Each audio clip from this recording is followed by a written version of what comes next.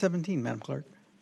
Conduct a public hearing to review 3 draft supervisorial redistricting map alternatives prepared by the county's consultant, redistricting partners, and receive public input as required by the Fair and Inclusive Redistricting for Municipalities and Political Subdivisions Fair Maps Act of 2019 and subsequent updates in 2020 to the state law, and provide further input and direction to staff on the map alternatives and any suggested revisions in preparation for the next public hearing scheduled for Wednesday, November 17th, 2021 at 6 p.m. Michelle. Members of the board.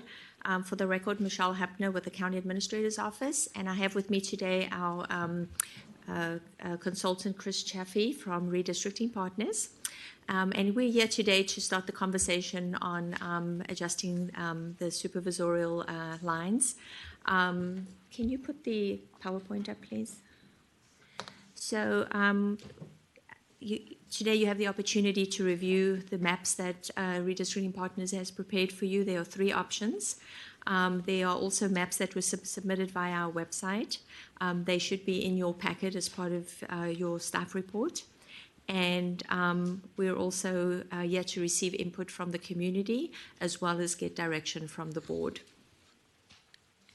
And so for purposes of the public, I just wanted to recap real quickly where we are today and how we got here. And I realize that you are familiar with this, but we also, as part of your staff report in attachment A, we provided more detail on what's on the slide. But basically, back in February, we kicked off the redistricting project where County Council gave you a briefing on the new law. And in March and April, you had established your Redistricting Advisory Committee and also approved their work plan. And by May, you had appointed the majority of your Redistricting Advisory Committee members. And your Redistricting Advisory Committee also received training on the Fair Maps Act as well as legal Brown Act training as they conducted their meetings. And then following that, they started conducting some outreach meetings. There were 10 in the community as directed by the board. And we did 5 in person and 5 virtual.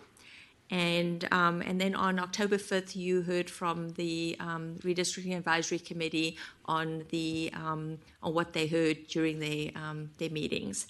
So we are now here today, which is what we're calling phase 2, because now the census data has been released. And so we are here to talk about these maps. So I just want to also go over the data piece. So as you know, the census data was released on September 20th. We had a 21-day stay period where we couldn't draw maps. So starting after October 14th, we started working on drawing those maps. And the census data revealed that, first of all, the county had grown by about 8.3%, which is over 34,000 people. And also that we had a deviation of more than 10%, which is required by law to be under the 10%. And how we calculate the deviation is the number of population in the district with the largest population and the district with the lowest population, which was districts 4 and 5. And so the deviation was 14.2%. And so with that, we have to do some level of boundary changes. And I'm sorry? Yes. And I'm done. And so I'm going to turn it over to Chris now just to talk to you a little bit about the maps that he prepared. Thank you, Michelle. Let's see. So thank you again for having me back. I just want to start always with the guidance we have from the Fair Maps Act and what the criteria we should follow. The first one being that we want to have relatively equal districts in population, each of them need to be contiguous, so we don't have islands of one district and another, and that we want to maintain communities of interest. And the communities of interest testimony we received through the outreach hearings online, through Districtor, through email, that we want to incorporate that as much as we can into the maps that we bring before you. And then at the county level, we really want to look to cities and census designated places and keep them together as much as possible. And the fifth criteria that we look to is we want compact districts. We want circles and squares. We don't want a lot of strange shapes and strange configurations. So with that, again, Michelle really went through this, but our process has been to use the RAC to collect community of interest testimony. They gave that report to you on October 5th. And we use that report really to design these 3 draft plans. And again, these are just drafts. This is an iterative process, and we're looking today for you to provide feedback of those drafts and where to go from here. So to start with, these are your current lines. And as Michelle has already said, the current population brings the deviation over 10%, our number that we want to reach with any plan. So your current deviation is 14.2% due to growth.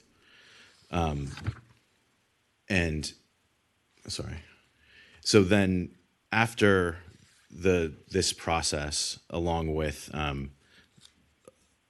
with the new census and the process with the RAC, we bring before you 3 draft maps. Plan A is truly a minimal change, preserving the cores of existing districts.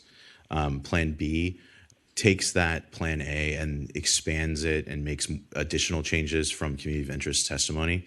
Plan C is really like blow up all the lines and redraw them based totally on communities of interest testimony without any without looking to the existing lines at all. Let me ask you a question. How many participants overall from the public? During the outreach meetings? During the 4 or 5 meetings there were? Well, there were 10 meetings. 10 meetings? Same people? I mean, it kind of people altogether? No, I mean, I think we had probably at the in-person, the last 5, we had each meeting there was more additional people. The first one we started with like, I think 10 to 12. And then by the final meeting in District 5, I think we had probably 25 people. It was a pretty good turnout. So I would say in-person meetings, maybe 100 to 200 people range. And then there were, on the virtual outreach meetings that started before that in the summer, I don't think there were 100 people in person. I did send out a memo that had the numbers. I just don't have it with me, but I can look it up real quickly. But when you start talking about communities of interest, there's only like 300 people out of what, 447,000 people? Correct. How can you determine a community of interest? I mean, I think with the Fair Maps Act, it's the first time it's being implemented. And with COVID, it's a challenge, I think, to both get people out energized and interested in this very technical process. So from my simple way of thinking, if I look at the city of Vacaville, I can tell you just about when every subdivision occurred and how that community grew up. So to me, those are communities of interest because they're the same people, they're like people that moved, not like people, but people moved into an area when that particular subdivision was coming up. No, and I think that's why it's so vital to have your input on these maps and to be driven by your knowledge base, because you're right. There was some community of interest testimony. There were some maps presented, but I think we can always do better as we go forward. And I think hopefully in 10 years we'll learn from this process and figure out a better way to do the outreach to have more public input. But at the end of the day, you're the legislative body that gets to decide on these lines. And I think your input on knowing your district so well in the county as a whole are vital to moving these plans forward and getting them to a better state. These are just drafts, so we're here to listen. And I find it strange that they don't want it in the hands of the politicians, but yet the politicians know more about their districts and their communities. And having had the opportunity to walk 10,000 homes one time, I got to know a lot about my particular district. And I hope you can look at these plans and give us input about maybe we should just jump to Plan A, because I think with Plan A, Again, this is preserving the cores of current lines. And really, there's only a couple different changes. I think the biggest one is in District 2, you have Green Valley unified with Cordelia. The Sassoon Valley is unified with Western Fairfield. And then there's a different, because District 4 and District 5 have that population imbalance, we've moved the line to Puda Creek as the divider between 4 and 5 in the Vacaville area. So I think those are really the shifts that were necessary to really equalize population between districts 4 and 5. And I think with the Green Valley change, that came forward. You said Pewter Creek? Yeah, Puda Creek Canal. The Oh, canal, the canal. not the creek itself, the canal. The canal. Yeah. Sorry, that would be Yeah, that'd be a huge change. So I apologize for that misstatement. So this is the map in front of you is the current draft lines with the cities shaded. I think the other thing in District 4, there has been a shift. District 4's southern border now is aligned to the Vacaville city boundary. So that, I think, that's the biggest, those are the line shifts in Plan A. If you look to the next map, this is those same borders, but now you have the current district lines superimposed below it as an overlay. So you can see that there are little changes to basically to District 2, 4, and 5, and a slight change. You can see we're in District 1. And then turning to the population, this one, the total deviation is 4.8%, so well below that 10% threshold. That also means we have the ability to make additional changes as you outline and explore that going forward. So the next plan is Plan B. This plan really, it makes some changes, as you can see. District 2 includes a little bit more of the northwest corner of the county above Green Valley. In this plan, District 3 has grown to include all of Suisun City. That's the major shift here. The District 4 and 5 lines still use the Puda Creek Canal and the southern border of Vacaville. And there is a slight change in the makeup of District 3 on the western side. It gives up a little bit of territory and population in Fairfield for that unification of Suisun. This plan, again, you can see, I think the other elements that change is more, basically all of Travis now is in District 5 with the runway, and more of that, sorry, I should have said that, and is unified in District 5. So that is the biggest change in this plan are those three elements. Suisun's whole in 3, but with that swap, District 5 picks up Travis. Yes, go ahead.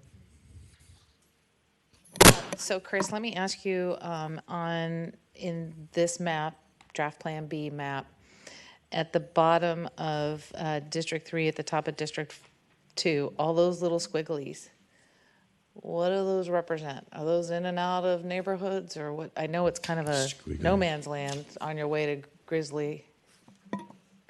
I think that's the border of, I think that's actually Suisun Marsh. it's the marsh, yeah. So it's like it's the marsh or river line. Yeah. Does it need to be squiggly, or can it be straight? I mean, I mean, If I remember correctly, it's following the one of the little sloughs. yeah, one of the, yeah. That's what it's doing. oh, I see. And also with the maps, when you pick up the census data, it's how the census data blocks fall. So when you color, it will pick up different portions. So you either have to exclude it or take on the squigglies. Yeah, in the Delta area or It's like minute gerrymandering. Well, yeah, and We don't want that to be a thing. I think the easy way to look at it is to think of it as shoreline, just like if it was a piece of Yeah. the bay. Yeah. Yeah. Because it's tidal and it Yeah. comes in and out all the time. And so, and you're saying in this map, so currently District 3, City of Suisun is encompassed by 2 districts, and this would be just 1 district. exactly.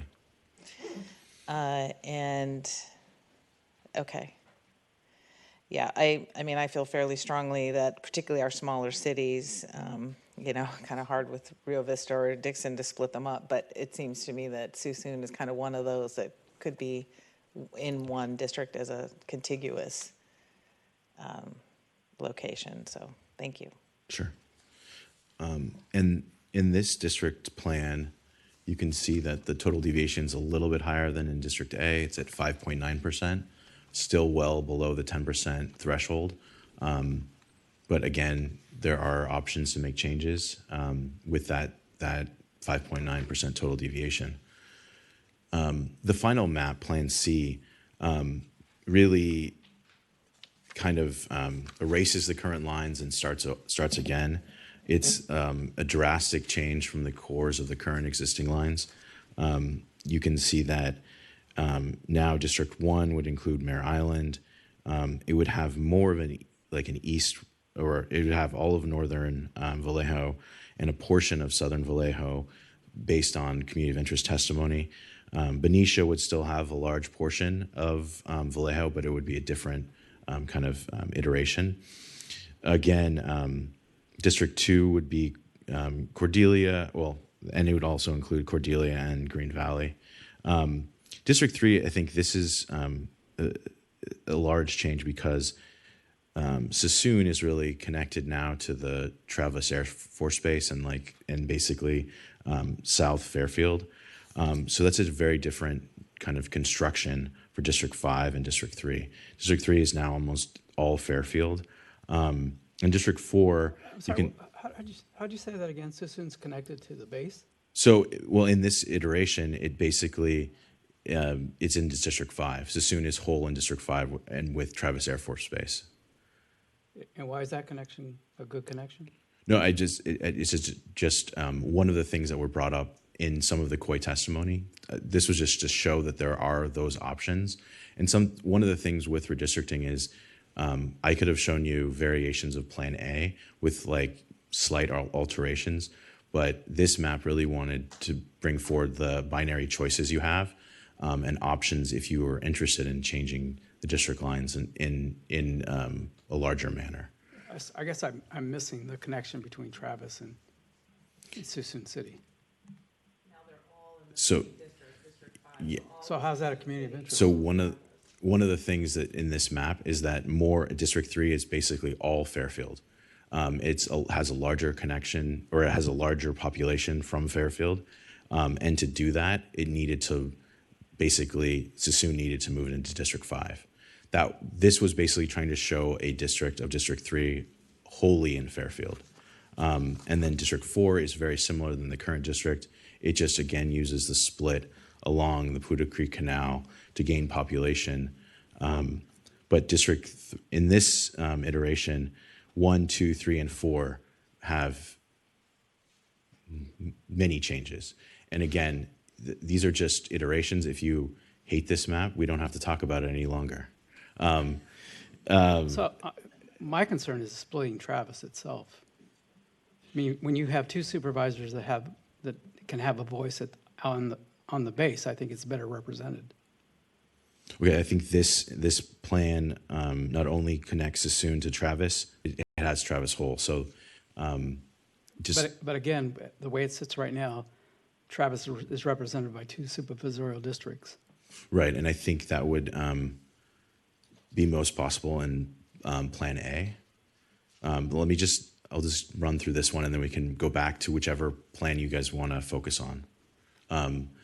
You can see that this has, again, the most changes, and it's also the most deviated. So it's at 7.1% total deviation. So, yeah. Now, just for next steps, we're really looking for your input on these maps. we can really get into the minutia of any of them, talk about specific borderlines, specific changes you would like made. And ideally, at the end of this discussion, we can have focused on one or two of these maps to bring forward revisions for the next meeting that more align to your expectations and what you think would create fair representation for the county.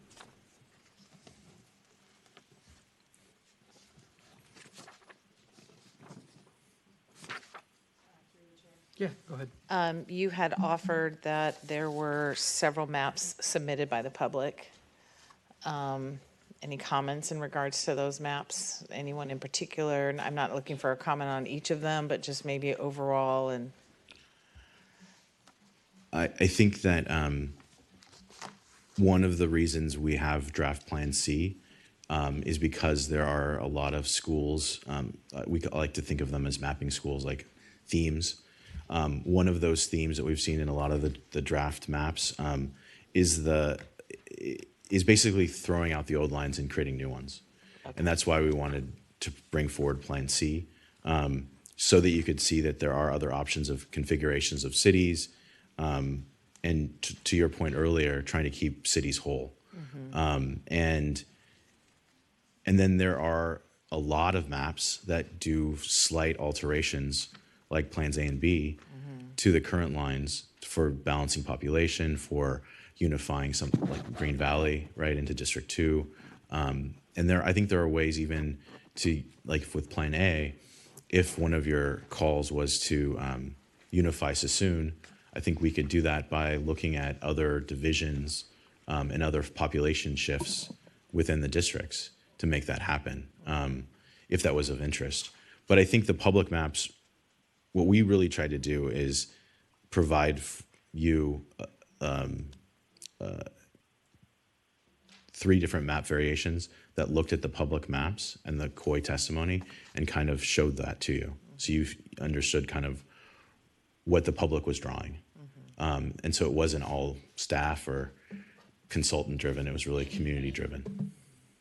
great, okay. Any other questions? Go ahead, Monica. So we're just here for input and public input, or can we basically say how we feel about the maps? Oh, please, I would love to hear what you feel. Okay. So Plan B and Plan C, so this is me, District 2, take away a portion of my district that I truly love and adore, and that's over by Target and Sheldon Elementary School, which is a Title I school, which I've been working with in terms of bringing activities and anything like that, and I truly don't want to lose that. And it comes where West Texas and it goes to Pennsylvania, that particular little section. And that's really near and dear to my heart just because it's an area that's been kind of neglected, and I'm going to use the school district, so that's fine. I'll throw them under the bus. I also like Mare Island. I have no problem picking up the rest of Green Valley, though I never thought that particular section was Green Valley, but that's just me. But that's fine, keeping everybody together. But part of why I like A is that it keeps everybody pretty well intact in terms of community of interest, and it has the least amount of a standard deviation. Like I think I stay at 1.1%, so I'm pretty equal. And I think A does that for almost everybody. Just to kind of piggyback a little bit with Supervisor Sparing, maybe the 3 of us don't have to stay here and let 4 and 5 work it out. But there is something to be said with, when you've walked and you've worked with people and kind of keeping everybody together. B and C kind of bother me with District 2 only because like in Plan A, Georgia Street's like the dividing line, but you're the dividing line on both sides. So if somebody says I'm on Georgia Street, chances are they'll know it's either Supervisor Hannigan or me. But if you're on Tennessee Street on one of the maps, could be B or C, which Tennessee am I in? Am I in District 1 or am I in District 2? Because I-80 appears to be the dividing line. And I really hate using freeways as dividing lines because they have a tendency just to be put in and really divide up a community of interest. Just my take on it. So I'm kind of advocating for Plan A. So I just wanted to say that on the record.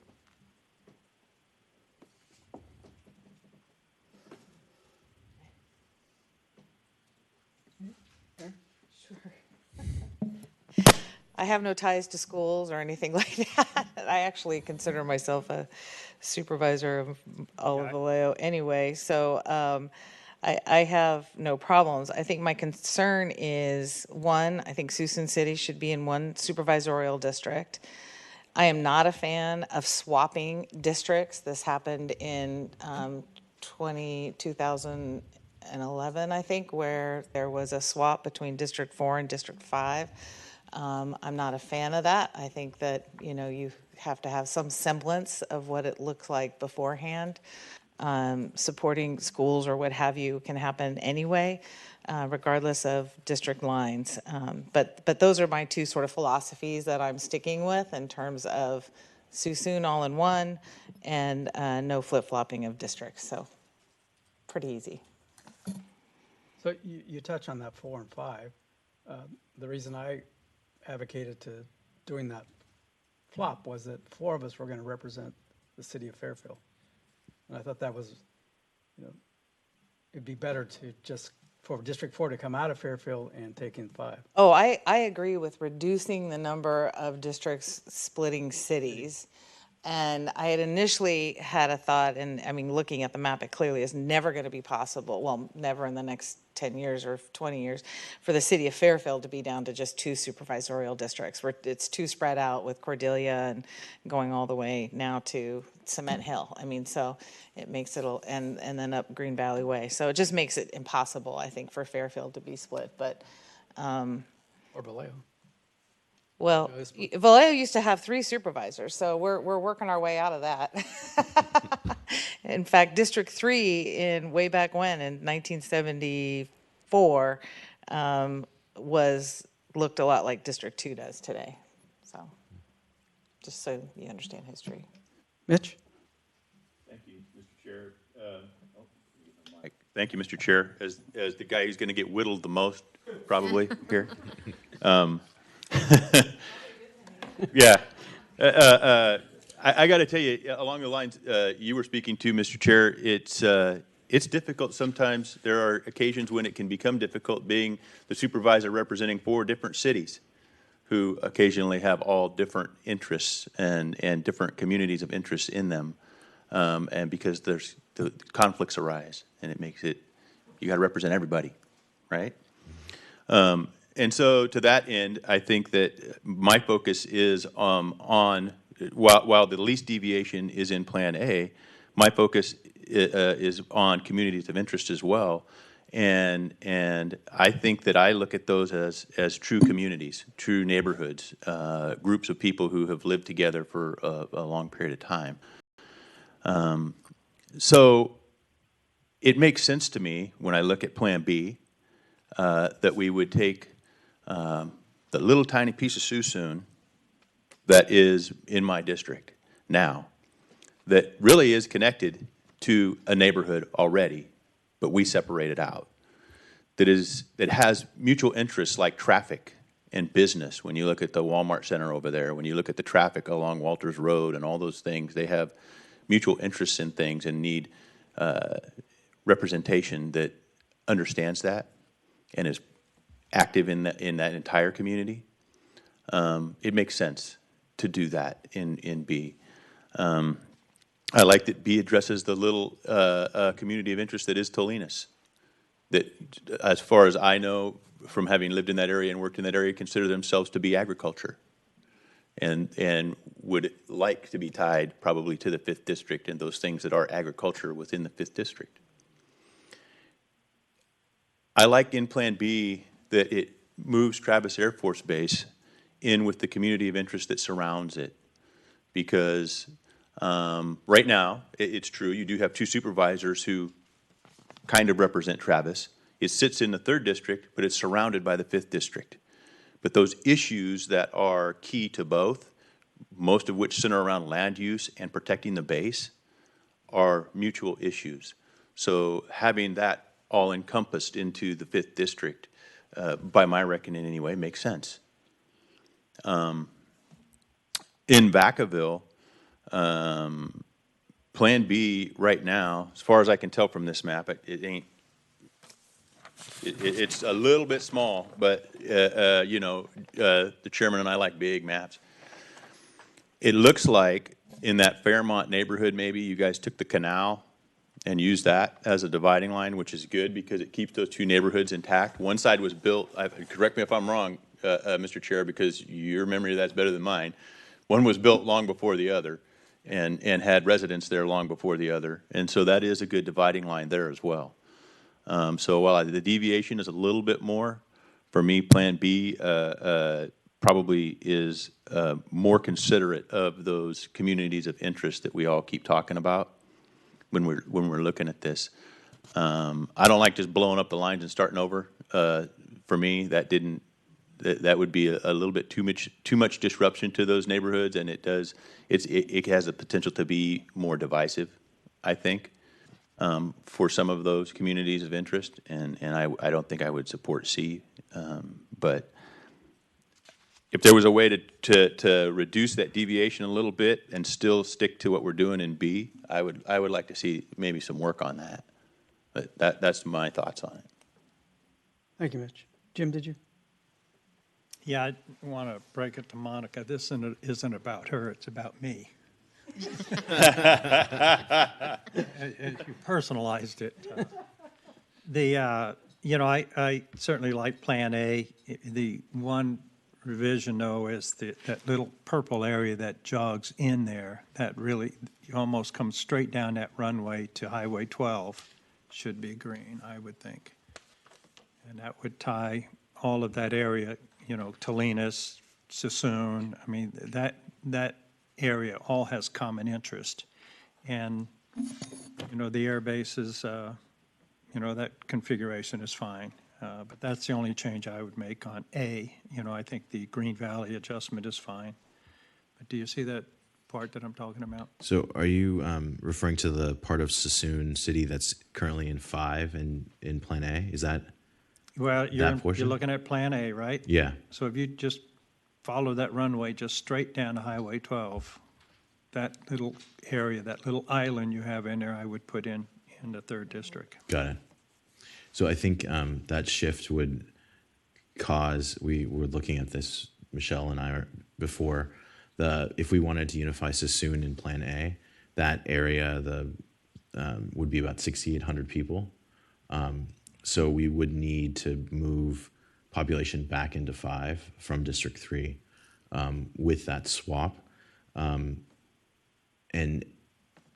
I don't know, there's a lot of overlap between 5 and 3, so it could come from any of those borders. I don't know if there's a specific area, like one option, and I don't know if this is the right one, but one option would be to put part of Travis into District 5 with that swap. So you take 6,800 people or 7,000 people from District 5 into District 3, and then you'd have to do the swap in the Travis Air Force area into 5 from 3. Yeah, I'm not, it's, to me, the only thing I just don't like about this Plan A is how you have all these little joggy areas jogging around in the 3rd district. That just doesn't make sense to me. And so it's really being guided by the current lines. Yeah. Because that's what the current lines do. Yeah. No, I know. So, okay. I thought we'd try and fix that. So, I would certainly support us try and get that into 3rd district and then figure out if you could take part of that Travis and put it back into the 5th. And then Travis would have 2 representatives. But I think dividing Sassoon in that area there just doesn't make sense to me. Having that little island come in there. The rest of the plan is pretty consistent and pretty straight lines. But that's just something, it's not a drop-dead issue for me. But I don't like C for sure. I don't think that serves the communities at all. And B, I'm kind of agnostic about it. So, but A would be my support with that minor adjustment. And then whatever John and Mitch figure out, because they're the ones with the problem. The other question I wanted to ask is, when we look at all the growth that's taken place on the east side of Fairfield, I mean, that's going to explode. Are you compensating for that future development and growth? Not really.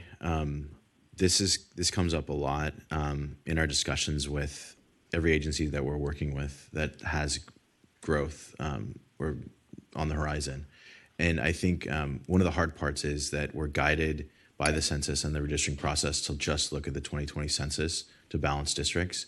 We can use that 10% tool, right, to underpopulate or overpopulate a district. If we think this place is going to explode, we can underpopulate that area so it gets closer to deviation throughout the decade. But some counties did that in the last round in 2011, and where they thought was going to grow didn't, and their deviations are worse now. They underpopulated an area where they thought there was going to be growth, and the building didn't happen, and the population growth didn't occur. So it's one of those things you can add it as kind of like an additional element, like we went through the criteria of fair maps, and you could add, working in future growth as one of those criteria. But it's hard to hit. We don't know if it's going to happen, but we can, if you'd like, look at underpopulating some of these districts based on growth factors. Yeah, no, I would put that percentage that we can deviate, I would certainly stack it in the 5th district. And the example you used, a lot of those communities didn't have the actual shovels moving the dirt.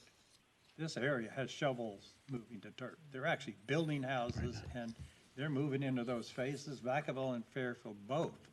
So it's not a proposed or we think it's going to happen. It's under construction. And so I think that there has to be at least some consideration for that. Yeah, and actually right now, the 5th district in Plan A is already underpopulated by 3.2%. Okay. Well, so sounds like that's taking place. That's good. I'm glad to hear that. Yeah. Yeah.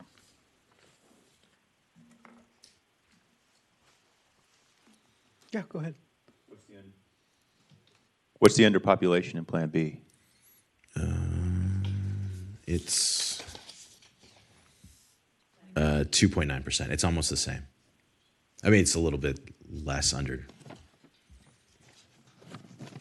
If they counted the prison population, which they did 10 years ago, I'd be okay. You would be. Yeah, but I mean, it is about where people live, and that's where they happen to live. And I do go out and meet those individuals. There's a couple of organizations that I go out and work with. It's the veterans group within CMF and the veterans group within Solano. So, to say they don't count, I think is really a terrible way to talk about a community of interest. Yeah, and I do, huh? I think. No, but I know those people, some of those people out there, simply because I meet with them. And I think. And to say they don't count. Well, it's not that they don't count. It's just they don't count where they're housed. They count back to where they were a resident before arrest. That's just bureaucratic bullshit. It really is. That's where they're housed. That's where they're living. We're assuming they're not going to be there for 10 years. Well, the population did get smaller. It went from about 10,000 to what? 6? 6, yeah, 6 something. Yeah, John, there was one other thing I wanted to say is that, in the 3rd district, when people ask. I forgot it's about the 3rd district. Yeah. That's why I said it's about me. That's why I was trying to explain to Monica. And that applies to you too, John. Air Base Parkway is such a definite line. People say, hey, am I in your district? And I say, what side of Air Base Parkway do you live on? And so that's a real clear delineation. And I hate to where this thing jogs in and out of those clear lines. And somebody was talking about some of the streets. And so you know, in the third district now, Airbase Parkway is the dividing line all the way up to 80, Yeah, and which is a clear, and you know, it really, those communities on each side are different. I think that Plan A does the same. It uses Air Base Parkway Yeah, to no, 80. that's why I said I like Yeah. it, and I think that's a logical, but I think one of them, I don't know if it was B or C, was C changes things. jogging in a little bit. Yeah. Well, B also eliminated it. He did it too. So anyway, I just wanted to mention that, that delineation, I think, is a good one.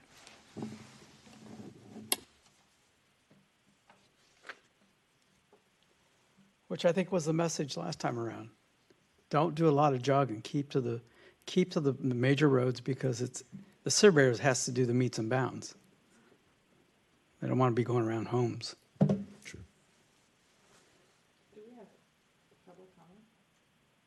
Eventually. I just didn't call for it yet. Are we ready? Any other questions from the board? I do have one speaker card. Mr. Gwen? Anybody on the phone? Do we? Oh.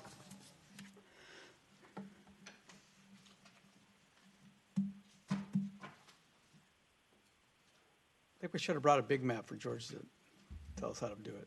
You read minds, John. I was just thinking the same thing. I looked at the map sites outside, and they don't really have the streets there, so it's kind of hard to tell which part of one district's a part of another district. Personally, I would like to see things stay the same. I'm happy the way things are. Sassoon needs all the help they can get, and presently they get 2 votes. I think that probably A would be the best choice from my perspective. Personally, I could get along with a supervisor from either 3 or 5, but I would prefer that we have 2 supervisors as opposed to 1.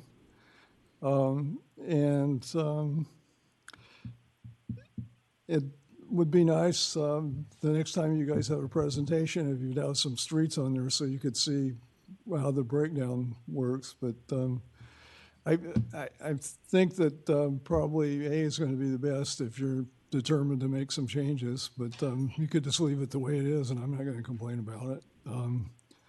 And the last thing, I'm sorry I wasn't here this morning. I went to a presentation for the DA's office, so I can't be 2 places at once. But thank you very much. Thank you, George. Callers? Good afternoon, Tiffany Jones. If you'd like to speak on this item, please press *6 to unmute yourself, and just please press *6 to unmute yourself.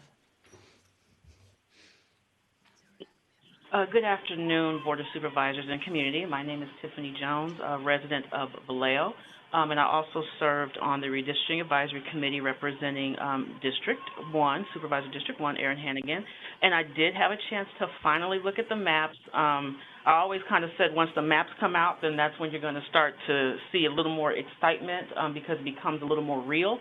And after a review of the current draft maps, my recommendation would be C. I've listened to some of the testimony from a few of the supervisors wanting to keep the lines a little bit the same with the deviations that, we are allowed based on the census data. But, Solano County is growing. And we're expanding, and we continue to talk about population growth and population density and all those types of things. I think we need to start pre-planning as much as we can for what the future of Solano County looks like. And I think option C, with a slight variation in District 1 and District 2, would be the ideal, an ideal map for consideration. And so what I'll go ahead and do, and I'm making this public, go ahead and submit a map on Redistrict R with some slight changes to District Supervisor District 1 as well as District 2. And, I love maps, and so I'll definitely look into Districts 4 and 5 and see how we can come with a happy medium. So I just wanted to give public comment in reference to that. Thank you again to the staff for your work, and to the supervisors, thank you again for this opportunity to speak. So that was the only caller we had. The only caller? Okay, so what do you need from us today? Or we've already done that, given our input? Unless you want to give us more. We're gluttons for punishment over here. So I'll ask the board members, any other comments? So how will you take this information, I mean, that we've given you? So I think I'll go back luck with and it, too. look at Plan A and B and work through the changes that everyone's discussed today, and probably bring back maybe an A2 and a B2 for your deliberation and review at the next board meeting. And hopefully in that meeting, you like one of them more than the other, and we could do some final changes so you can pass the final plan. What is it, December? Yeah, December 7th. On December 7th. Okay. Are we good? Yeah, I just want to point out, so we do have opportunities for more change. The sooner that we can get final comments so that we can distribute the final map. So the final map does have to be published 7 days in advance of December 7th. So your input, so continue to provide great input so that the next revision is going to be the final, can be the final revision. Yeah. Go ahead. I thought December 7th and then December 4th, then does December 14th would be like the drop dead date to vote. December 14th is when we'll adopt the ordinance, yes. Okay, but December 7th would be Last day for revision. the last day for revision, so. Right, because you have to have, yes. Okay, so November 16th is when we meet next, I think? 17th. Is it the 17th? Wednesday. Wednesday, okay. And it's an evening meeting. Beg your pardon, I'm sorry? And it's an evening meeting. And it's an evening meeting, and that would be receiving not only input, but we would do all the discussion like we just did right now, based on today's discussion of bringing back map A2, B2. And then we'd give you input, and then we would see it on the 7th? Or I'm kind of, Yes. And the other thing is those maps would come out well in advance of December 7th, so you could study them and the public could study them for a final revision to however many maps you want to see on the 7th. Yeah, and then for publication, if you're going to pass the ordinance on the 14th, if you wanted changes to maps presented on December 7th, I'd have to make them that night, and they'd have to post that night. So hopefully what the maps you see on December 7th you like, and there are very slight alterations or none. thank you, I just wanted to make sure I had the Of course. Jim? Yeah, my takeaway today is 1, 2, and 3 will have minor adjustments, and 3, 4, and 5 are going to have a major shift because of that imbalance. Are we in agreement? Is that the takeaway? Yeah, it's really. Yeah, I mean, I think that speaking to the Sassoon change, right? That would Yeah. be the other Yeah. major change between Well, I 3 didn't and see 5. that as major. I mean, it's just a small piece there that we're talking about. It's a small piece, but it's got about 7,000 people. So we just have to balance that population shift. Yeah. Well, I mean, what's the population on the base? Well, I need to look into it, but that's where I would look. That's where, Yeah. I don't see that having half the base in one and the other. That's where I think we'd balance that. And then that's what I'll look to for like the A2 variation. Okay, yeah. All right, no, that's good, thank you. Good job. I really appreciate all the work that you guys have done. I think this has been a good presentation, good representation of what I've been hearing, in the community. Well, thank you for having us, and we look forward to seeing you on the 17th. All right. Thank you. Of course. And this was a public hearing, right? I'm pretty sure I opened it. It's not an official public hearing, but it qualifies under the fair maps as Okay. one of your public hearings. Thank you. With that, we're to board member comments and reports of meetings. Mitch? Monica? none. Aaron? Jim? I too have none, so we'll adjourn till November 9th at 9 a.m. here.